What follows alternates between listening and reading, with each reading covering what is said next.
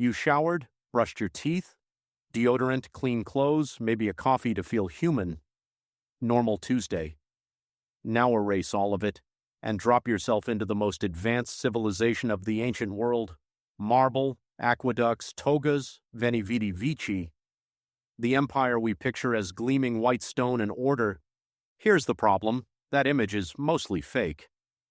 Because the real question isn't whether Rome smelled. It's how an empire that engineered some of the most sophisticated water systems on Earth still couldn't outrun its own garbage. And what they did instead to cover it up is way weirder than just being dirty. Now, let's start with the streets because this is where the illusion cracks first. Most Roman apartments had no real plumbing connection to a sewer, no regular trash collection either.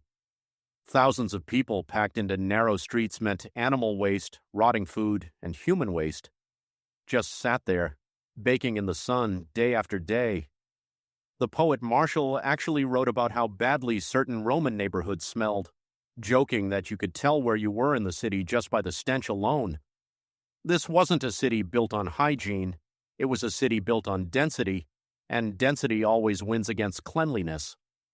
Now let's talk about the part that ruins every Romans were so advanced documentary you've ever seen: the bathrooms.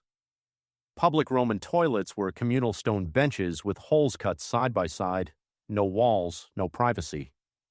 People sat together, talked business, did their business, right next to strangers, and the cleaning tool, a sponge on a stick called a tersorium, wasn't personal, it was shared. Rinsed in a bucket of water or vinegar between uses if you were lucky, you'd think the baths were the cleaner escape from all that. They weren't.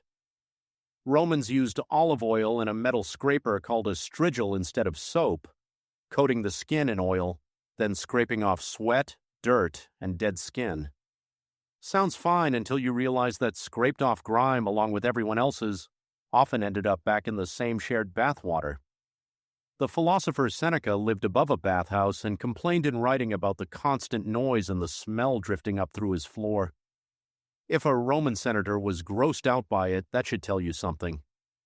So how did the most advanced empire on Earth handle smelling this bad? Not with chemistry, not with medicine, with flowers. Wealthy Romans drenched themselves in floral oils and scented powders specifically to mask body odor because there was no deodorant, no antiperspirant, nothing chemical actually fixing the problem. It was a cover-up, not a cure. And here's the detail that breaks people's brains every single time. Roman laundries used human urine to clean clothing. The ammonia acted as a natural whitening agent, and laundry workers called fullones actually collected urine from public toilets specifically for this purpose. The demand was so real the government taxed it. Rome built aqueducts, Rome built empires, and Rome still couldn't out-engineer basic biology. They just covered the smell with perfume and cleaned their clothes with everyone else's urine. Your toga may have been washed with someone else's bathroom trip. History doesn't glow the way the movies want it to. So which is worse, washing your toga in someone else's urine or scraping yourself with everyone else's bathwater grime?